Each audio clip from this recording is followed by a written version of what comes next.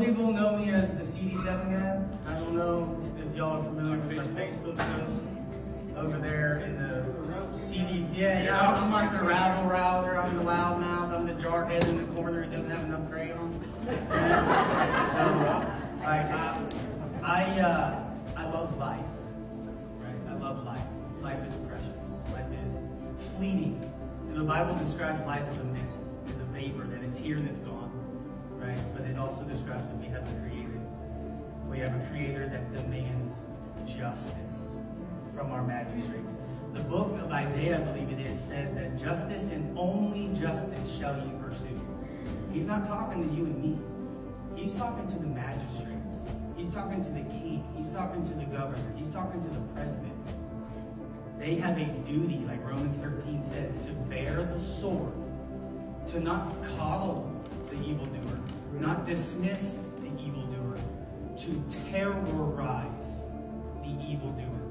Criminals should live in fear every day of their life, as the law doggedly pursues them without rest.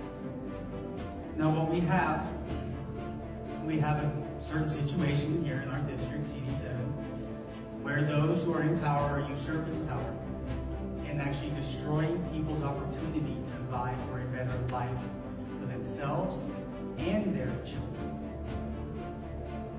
And so I argue that we should not be surprised by their behavior because of how they devalue human life from conception. And they do so for political pragmatism and expediency rather than standing up and doing the right thing. So I'm going to read this resolution.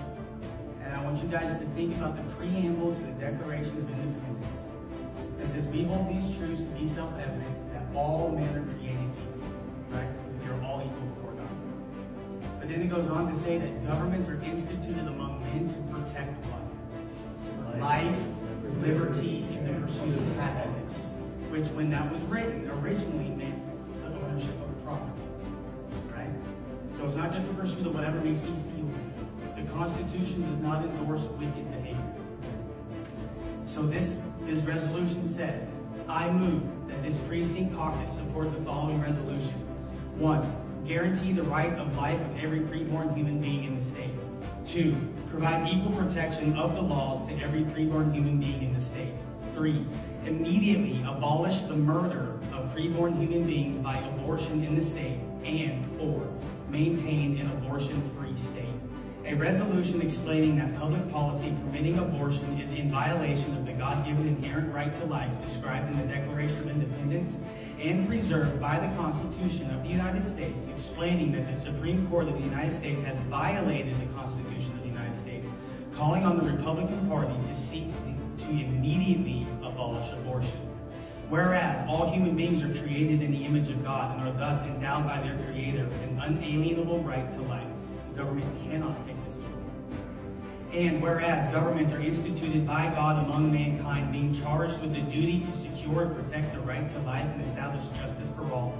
And whereas abortion constitutes murder, depriving an innocent human being of life. And whereas the Constitution of the United States is the supreme law of the land throughout all the states and territories of our union.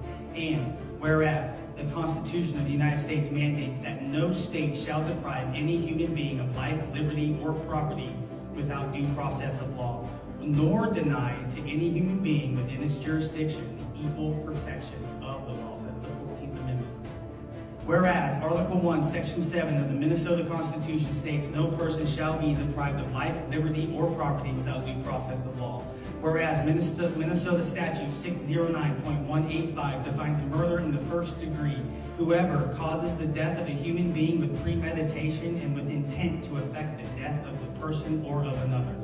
Whereas every executive officer and judge in this state has sworn, I do solemnly swear or affirm that I will support the Constitution of the United States and the Constitution of the state of Minnesota, and that I will discharge faithfully the duties of the office in the county of, in the state of Minnesota, to the best of my judgment and ability.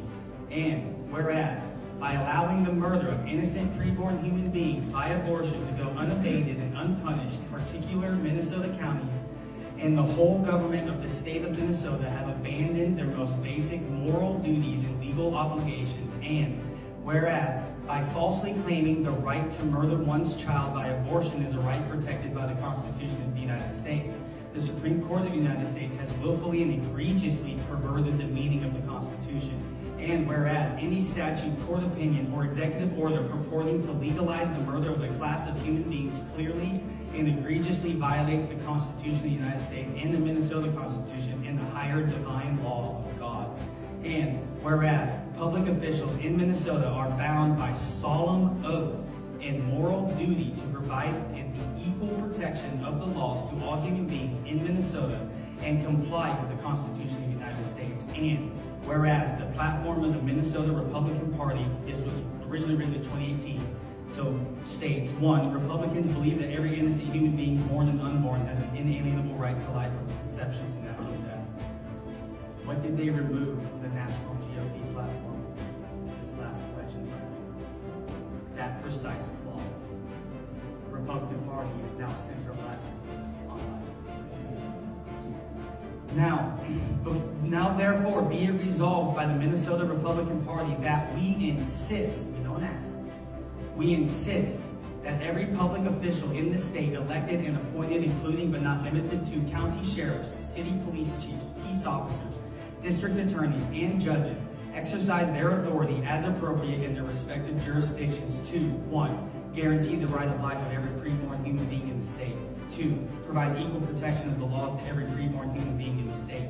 3, immediately abolish the murder of preborn human beings by abortion in the state. And 4, maintain an abortion-free state. And that we call upon the state legislature to enact legislation which immediately abolishes abortion, that every public official in this state, elected and appointed, including but not limited to county sheriffs, city police chiefs, peace officers, district attorneys, and judges, ignore and refuse to enforce any and all federal statutes, regulations, executive orders, and court opinions that would deprive an unborn child of the right to life and the right to equal protection under the law. So be it resolved.